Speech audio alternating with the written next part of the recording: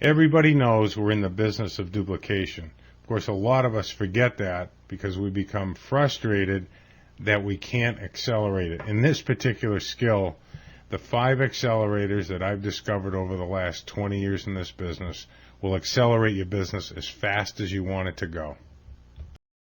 Over the past 20 years, I've discovered 5 keys to really accelerating a business. Let me give them to you, and then we're going to go over them and define them one at a time and show you step by step exactly what to do. We're going to talk about the non-recruiting 3-way, incredible accelerator, Seining, focusing on other people's goals or definite major purpose, Sowing OATS every Friday, and then MMAC, which stands for Monitor, Measure, Adjust, and Control, your step 1. That's really where the business gets traction. That's that initial contact. So let's get busy. Before we get into the 5 keys, let's talk a little bit about duplication. One of the things that I was taught early is that duplication always happens. And of course, I stood there and nodded up and down to my friend, mentor, and sponsor in the early 90s, but I didn't believe him. And I came to understand that he was right. Duplication really never is a problem. We will duplicate. As my business grew and we became blessed in many, many areas, I had the privilege of speaking all over the country, really all over the world, and meeting people from around the globe. And I found out that they experienced the same thing, the same process. They said, we're not duplicating. And I would say, yes, you are. And, oh, no, we're not duplicating. And I'd say, yeah, you are. And I'd say, get your leaders on the phone. Guess what their leader said? You got it. Their leaders would say, we're not duplicating. So we will duplicate. We have to be mindful about what it is we decide to duplicate. So be very, very, very careful about what you set in motion in your group. The main thing that will create a whirlwind of volume and new reps enrolling are the skills that we feature on this site. Learn some skills that will help people get lots of yeses. That will create a lot of momentum. And then you can accelerate that duplication with 5 simple keys. The 5 keys will accelerate duplication. But if you're not duplicating the right things, that would be skills that get results for people instantly, so their attitude stays strong and their belief stays strong and they're having fun. The 5 keys will have a tremendous effect if you're teaching skills. Everybody says that when they put non-recruiting 3-ways in play in their organization, they couldn't believe how quickly it started to accelerate the correct duplication in their group. So we're going to define it, then tell you some of the benefits of it, and then what we're going to do is show you how it actually works in real life. But basically what you want to do with a non-recruiting 3-way call is this. You're going to find a rep that's maybe just sponsored a couple of people, or they've helped a couple of people enroll 2 or 3 people, and they did that without you. So let's call that rep Alice. So you call up Alice and you compliment her, you congratulate her. Remember that reps will work just as hard for recognition as they will for money. Now you say, how did it happen? And as soon as she starts to tell you, say, oh, hold on a second, Alice. Let's get Harry on the phone. So you 3-way Alice into Harry, and you have her share what happened and exactly how it happened. Now you ask some prompting questions, but even if you think she left something important out, don't correct her, don't add to it, don't be the trainer in that situation. Let Alice be the star. Always remember, people work just as hard for recognition as they will for money. So let her explain it. Let her tell her story of success. This is a non-recruiting 3-way. When you're done with Harry, get somebody else on the phone. Say, hey, that was great. Would you mind sharing that with Rita? Let me see if I can get Rita on the phone. This is a non-recruiting 3-way. Reps who are succeeding or accomplishing things that you're 3-weighing into other reps. Let's get on to how this benefits you. Non-recruiting 3-way benefits are unbelievable. First of all, it's going to motivate people like Harry, it might irritate Harry in a good way. One of the things they talk about in Think and Grow Rich all the time is inspirational dissatisfaction. Of course, once in a while you'll talk to a rep. Alice just sponsored 2 people. He gets off the phone and he says, man, I'm not going to let her pass me, or if she can do it, I can do it. And with other people, they'll be really happy for him, and just knowing that other people are sponsoring people rebuilds their belief, gives them that little spark. But the real payoff here comes in other areas. First of all, non-recruiting 3-ways lead to 3-ways where they're recruiting people, in addition to creating that friendly kind of competition. Let's face it, we all know that if people are on the phone together talking to prospects, great things happen in our organization. It accelerates leadership. Remember, we had Alice tell the story to Harry, then we had her tell the story to Rita. What's happening here is she's becoming a leader. She might not know it yet, but she's becoming a leader. She's telling them how she did it, and she's coming off a success. Just as importantly, you're working combinations. What's that? Well, maybe Harry's in another line and Rita's in another line still. You're combining 2 or 3 lines, and you're getting people good news and success stories, and you're getting them instruction. But it also creates an environment for cross-pollination. What is cross-pollination? Well, look at when you bring in a group of people and they grow a little bit and you're doing conference calls for them, or maybe you're having meetings at hotels or in your living room, it only takes about 90 to 180 days before they stop listening to you. Of course, you're doing the business right, so you're really saying the same thing over and over and over again, and they just kind of tune out. So let's say Harry kind of hit it off a little bit with Alice. Now, it says here that carrying the DNA or the system to each other's group. What does that mean? Well, you're obviously working a system. Could be a system that your team has. Could be a company system. Really doesn't matter, because that's the DNA. That's the duplication. Your system is really what people are going to duplicate. So we like to call the DNA is true adherence to the system. I mean, let's face it, duplication is all around us. I started off as a single cell, so did you, so did a frog, so did a plant. We all start off as a single cell, and it duplicates, it doubles, and it doubles again, and it doubles again. So your system is the DNA. Now, here's how cross-pollination works. You get Alice on the phone, and she kind of hits it off with Harry, and Harry decides he wants Alice to talk to his group on the call. What's Alice going to say on that call? She's going to say the same thing you've been saying it, but she's going to say it in a little bit different way. She's going to teach off the same outline or go over the same type of material. We all know that we all need to hear the same thing 7 different times, 7 different ways from 7 different people. And this is when this gets really exciting. Alice does a group call for Harry's group. Harry does a call for Alice's group. They're saying the same thing that you've been trying to tell them, but it's a new voice with the same material. So now you're accelerating the leadership with Harry, the leadership with Alice, and you're getting work done in your organization that you're not involved in. That's really the point of duplication. Everybody knows that. Okay, so now you understand some of the benefits. Let's talk about what happens in real life. When new people are in the business, as well as stalled vets, a lot of times there's a resistance to 3-way prospecting calls. Sometimes they're just afraid. Sometimes the people on the list are intimidating to them. Sometimes they don't want to make 3-way calls with you because they think if their prospects aren't receptive or open-minded that they're going to lose credibility in your eyes. Does it matter? No, it's totally irrelevant.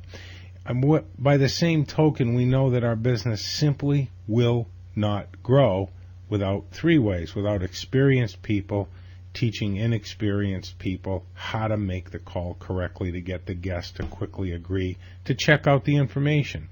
This is when the non-recruiting 3-ways start to take hold, because what happens is they become the currency of communication. You should always be on the phone with somebody else, a minimum of one other person in every activity. Now, it's an imperfect world. That can't happen every time.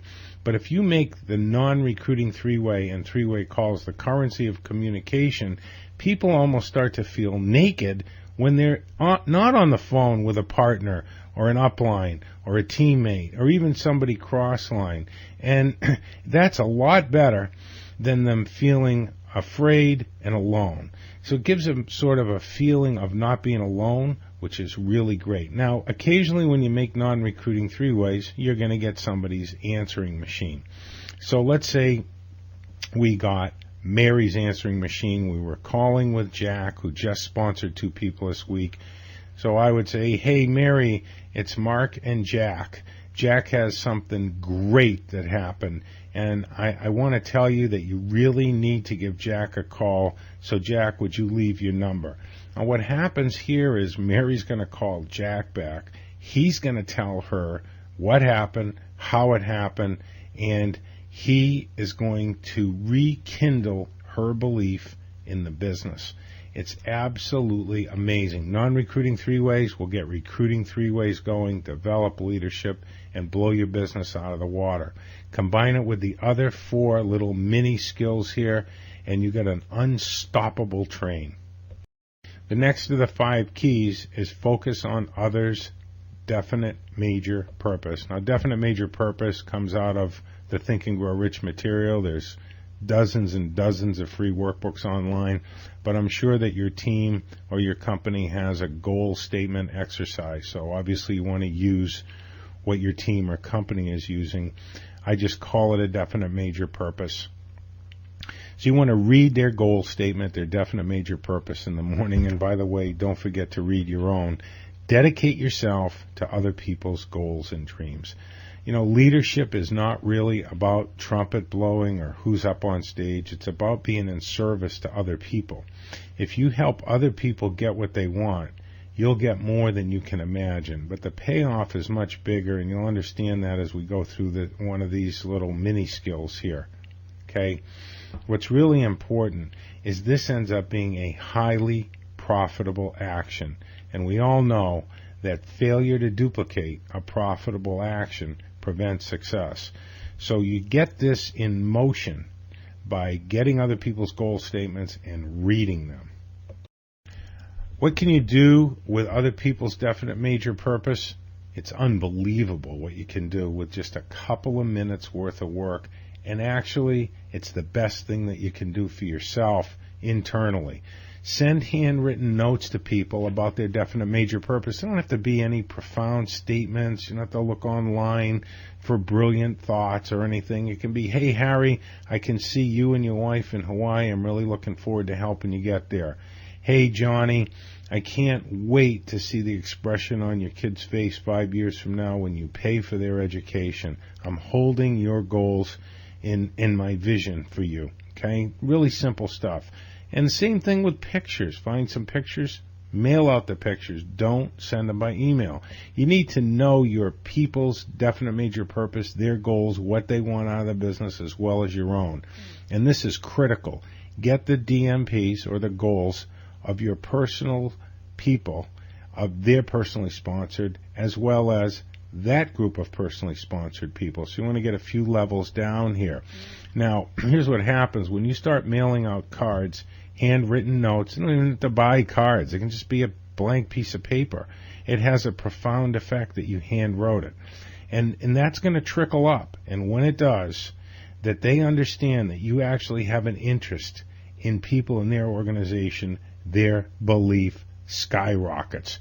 Momentum it just creates inertia in your group that creates momentum. And the pattern becomes self-duplicating because people realize that you're trying to help other people. They feel good about you, and they want people to feel good about them. It's incredible. Let me tell you what the big payoff here is. The big payoff here is a 5-letter word that is invaluable to you. It's called trust. Covey wrote a book called The Speed of Trust. And what he points out in that book, and boy, is it ever true in our business, everybody knows that as trust goes up, cost goes down, and production goes up. Why is that? Well, it's much easier to work with motivated people and much cheaper to work with motivated, coachable people in your organization than it is to go out and find new ones. So when trust goes up, they take your coaching. They believe you. They believe in you. And cost goes down, both in time. You don't have to look for new people and go through the recruiting dance as much, and it costs you money to recruit, let's be honest. Now, the opposite is true. As trust goes down, cost goes up because you have to get new people, and production goes down. Now, there's 13 factors in accelerating the speed of trust, which you can easily do. But the biggest one is interest and caring for others. This is the number one accelerator. Now, on a personal note, I'd like to tell you about Ernie, John, and a hotel lobby. John was outwardly very committed to the business, but I detected inside him that he was really hoping it would work. He really hadn't thrown himself 100% over the bar. And he walks up to Ernie and I. We're standing in a hotel lobby out in the Springfield area, and, we were just finished up a biz op, and I started talking to Ernie about his goals. Now, Ernie was personally sponsored by John, and John stood there in amazement that I actually knew what Ernie wanted. I had his goal statement virtually committed to memory, and we were talking about it. John was blown away. His belief went up, and the little things that he was resisting in terms of coaching, he embraced, and his business exploded. So why did that happen? Because it built trust in John, because I had authentic interest in people in his organization. Invaluable asset in your business is the trust of your people. This is a way to accelerate the speed of them trusting you and taking your coaching.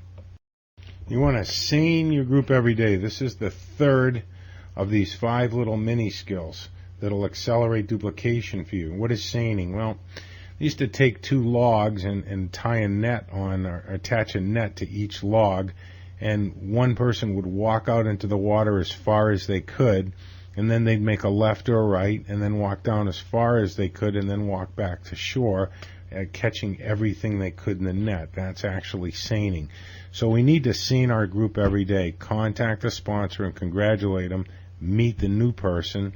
That's a non-recruiting 3-way. You're setting that currency in play that we are always doing 3-ways together. This is a leadership key right here. Verify that the person that was just sponsored has the getting started material. This will set up the 3D pattern for you, which is another skill here. See, the bottom line is we're in the teaching business, and it's kind of like a little kid that learns how to tie his shoes. And you remember that? You'd have the kid hold one of the strings perpendicular to the ground, and you would tie the bow around it with the other string. Well, we know in relatively a short time, maybe 2-3 days, the kid will grab the other string out of your hands, and he tries to tie the shoe, and he usually doesn't do too good a job. You got to tighten it up a little bit. The next time it's a little better, but you got to tighten it up. But eventually, a few weeks later, he's tying his shoes perfectly. He doesn't need you anymore. That's really what that leadership key that you're looking there in red is really all about. So Harry brought John into the business, and I'm going to get on the phone and make sure that John got the material. And I get off the phone, and Harry said, hey, I got him the material. You don't have to worry about that. Say, well, we do that on every call just to make sure. So when he says he got it to him, you congratulate him and say, hey, man, that's great. You're doing it the right way, okay? And, of course, you want to follow up with the new person to make sure they're using the system. Here's the problem with not going into your computer every day and seining your group. Some of the biggest would-be producers that'll ever be in that company may have slipped through the cracks because they never knew what your team had to offer. So seine your group every day. Let's talk about some of the real benefits here. So you want to begin seining your group on a daily basis, and the people that you're going to contact, make sure you have their goal statement. I'll tell you why in a minute. You want to read it before you call the rep up. In this case, we'll use the same example, Harry. Obviously, you're starting to see how they work together, but they're really tight. You're working a 3D pattern, meaning you're going to work this 3 or 4 levels down below you, ensuring that new people get started right. You're teaching the sponsoring rep how to get people started right. And when you're done meeting the new rep, do the non-recruiting three-ways with Harry. He just sponsored some people. You met his new people. Get him on the phone and have him plug into Rita and Alice and tell his story, okay? And we've already been over why that's important. But this is crucial. This is why I wanted you to get his goal statement. After making a few non-recruiting three-ways, compliment him on the job that he did and talk to him about his goals. What's going to happen at this point is he's going to realize that you have an authentic interest in him, not just in what he's producing. And always remember this: run with runners, walk with walkers, and quit on quitters. So when I'm done all these things with Harry, I'm saying, Harry, you're hot right now. I want to schedule some calls with you. So can we do that right now? And he's going to say, yeah, sure.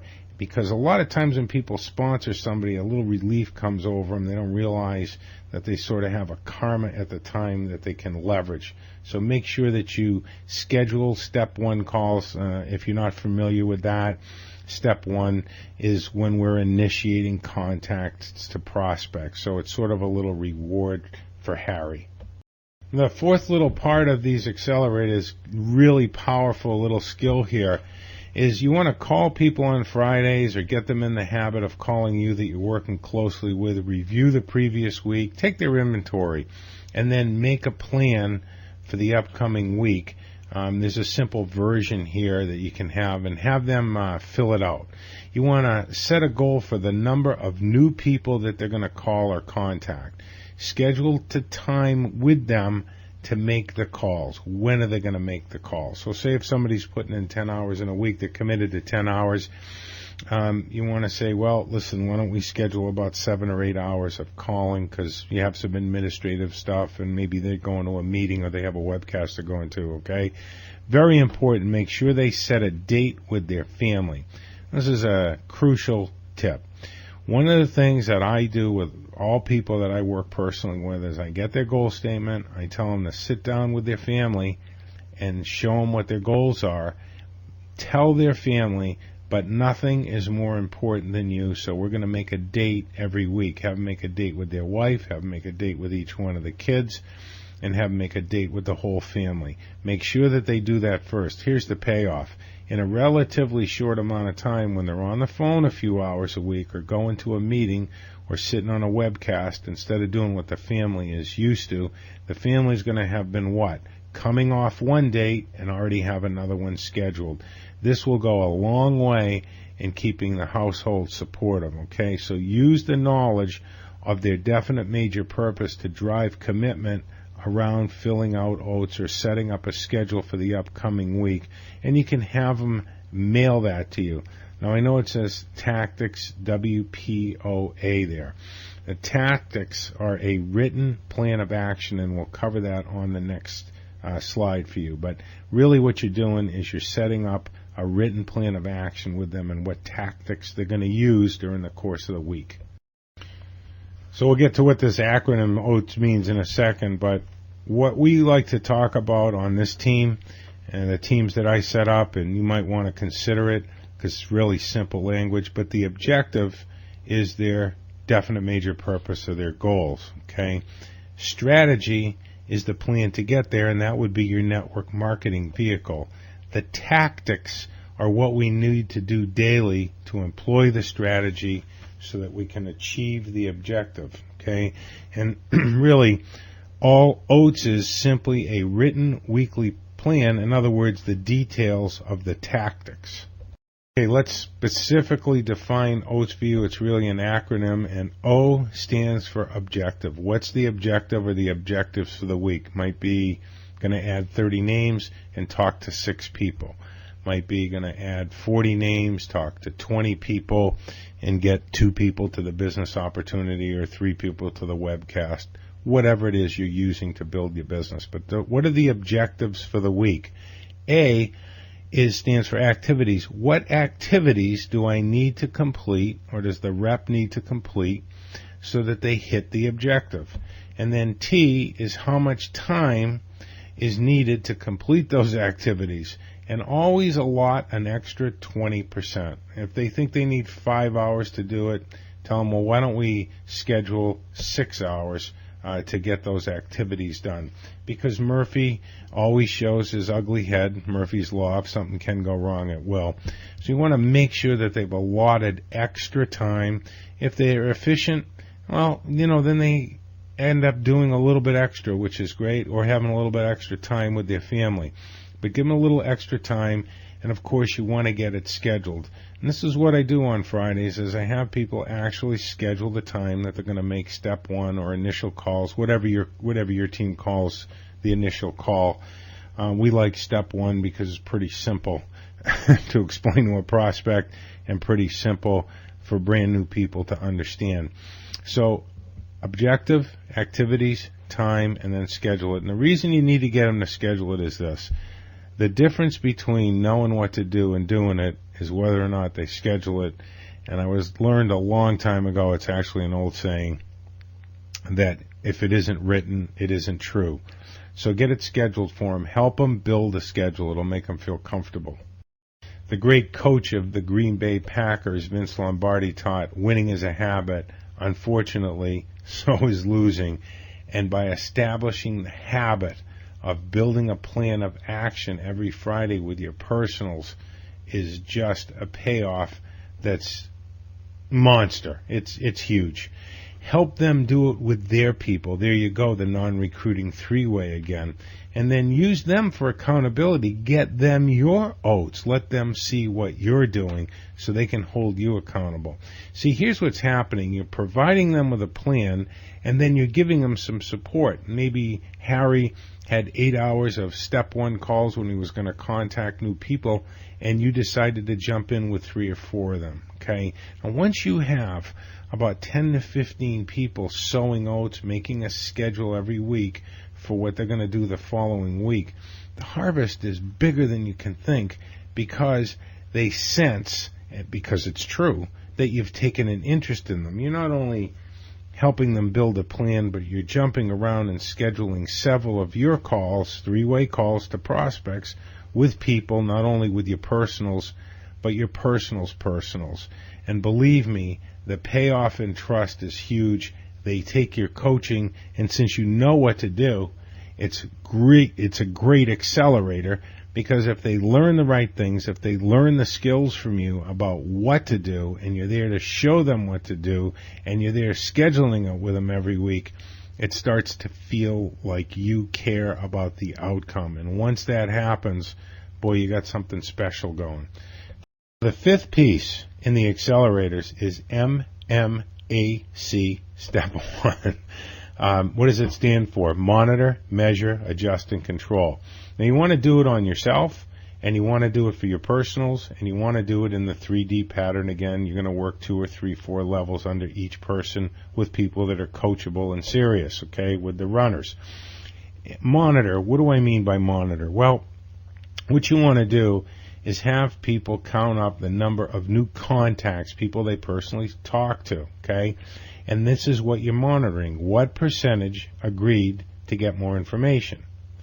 Did they book a specific follow-up? And did the folks show up at the follow-up?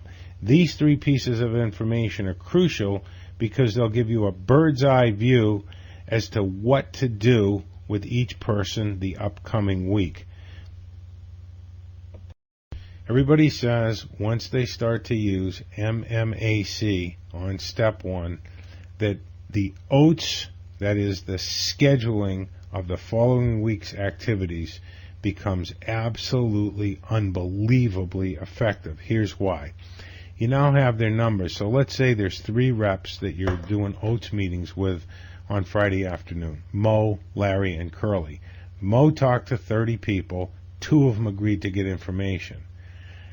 Larry talked to 30 people, and 24 of them agreed to get information, but only 1 of them showed up at the follow-up. And Curly talked to 30 people, 24 of them agreed to get information, and 20 of them showed up at the follow-up, but none of them signed up. It's pretty easy for you to adjust your schedule so that you can work with Mo the following week on how to get people to agree to get information. You can work with Larry on how to book the follow-up, and you can work with Curly on closing, because Curly obviously doesn't have a problem getting people to look and getting them to show up for a follow-up meeting, but he doesn't seem to be able to get anybody in. So when you do the scheduling the following week with them, you know exactly who to work with so you can help them control their growth. And this adds dramatic value to those Friday meetings because it gives you a specific place to help people. They appreciate it, they grow, and this is really critical. If you help them in the areas that they're struggling with, it's really ironic. They become the experts in that area, and then they can help other people. It's a wonderful dynamic. Let's review. We're in the business of duplication, but these 5 things will accelerate the duplication. The non-recruiting 3-way we learned does a couple of tremendous things, not the least of which is lead to recruiting 3-ways. Seining helps you train, retrain, and retain your distributors that are producing, as well as not letting anybody slip through the cracks or not have a chance to discover the system that you have. Focusing on other people's definite major purpose accelerates trust in you as a leader. And of course, scheduling work, which is what Sowing OATS stands for. Remember, OATS is objective, activities, time, and schedule, what we're going to do the following week. Well, this does tremendous things by helping provide people with structure. And if you're measuring, monitoring, and then making adjustments so you can help them control their business at step 1 on Friday with the OATS, you can see how these synergistically work together. These are highly profitable actions, and failure to duplicate profitable actions prevents success. It's really that simple. It's, again, the kid tying his shoe. Eventually he's tying it without you, and I got to tell you, one of the great thrills is when these 5 accelerators are being taught by somebody in your downline to people in other organizations that you have, and they're touting it as the key to their success. Everybody who's done these 5 things on a regular basis, and they only take a few minutes, everybody who does these on a regular basis makes the same claim. It tripled their income within 90 days. Now, obviously, these 5 things work together as sort of a little system, and you want to leverage this system by learning it, go over this several times, and direct people to sections of it where you know that they'll excel and or that they need help in. It's crucial that we never do anything alone. Look, it's an imperfect world. You can't always have another rep on the phone with you when you're working or teaching, but really, if we don't aim for perfection, we end up being complacent. The reason is you get to create 3 things for the price of 1. Number 1, you're teaching people how to do it. Number 2, you're teaching them how to teach it. And number 3, you're staying inside the circle of success. I'll show you that in the last overhead here. Sowing oats is so undervalued. It's so crucial that you make sure that when they build a schedule with you, that you have made certain that they've scheduled time with their family. And most of these deals take a little bit of time to build, and the family is really subjected to a massive change that's hard for us to imagine. I don't remember what it was when I went through it. I just know that I was fixated on succeeding. But the truth is it does upset the balance of a house. So not only do they have a plan, but you're making sure that they're putting their family first. And of course, don't undervalue creating the currency of non-recruiting 3-ways in your organization, because in addition to camaraderie, it leads to a lot more step 1 3-ways. It's just magic. Here's the circle that I referred to in the previous slide, and really those 5 little skills synergistically worked together and regularly, they'll keep you inside this circle, and it's really important. That was the point of coming up with those 5 accelerators years ago, was it was tough to stay in the circle. Why do you want to stay in the circle? Well, if you're in the circle, you're putting in high quality time. Your QT, that is the quality of your time, is directly proportional to the growth in duplication, which is directly proportional to the group volume, which is directly proportional to your paycheck. So the higher the quality of the time, the faster the growth and better the duplication. The bigger the volume, the bigger the checks. Conversely, if it's low quality time and outside the circle is low quality time, the slower the growth, the more haphazard the duplication, and of course eventually the lower the checks. So here's our business. If you really want to get down to it in a nutshell, is we peak interest and sort, and then we make a presentation or they view a presentation. We then follow up and close. So step 1 is really peak interest and sort. Step 2 is they view a presentation, and step 3 is we get back together, we follow up, and we collect the decision. Now here's what happened to me and why we came up with the 5 accelerators. What happened to me happens to a lot of people. Most people that have grown in this business, their business hits a wall and they can't understand why. Here's what happens. They get outside the circle. How does that happen? Well, they bring in Mo, Larry, and Curly, and Mo and Larry and Curly each bring in 2 or 3 people, and those people start bringing in a few people. So you get a nice little group starting to grow. Then you stop peaking interest, sorting, presenting, follow-up, and closing to train so that you can get duplication, but you don't realize what you're duplicating is stopping the things that were driving your business in the first place. Now, we've been really blessed. We've been honored as top trainers. We've been in the top 70 pin levels at 2 different companies that are multi-billion dollars in sales they've done overall. I've been very, very blessed and been rewarded with all kinds of accolades and awards. But what's really funny is I very rarely, if ever, do any one-on-one training. Why? Well, let's go back to Mo, Larry, and Curly.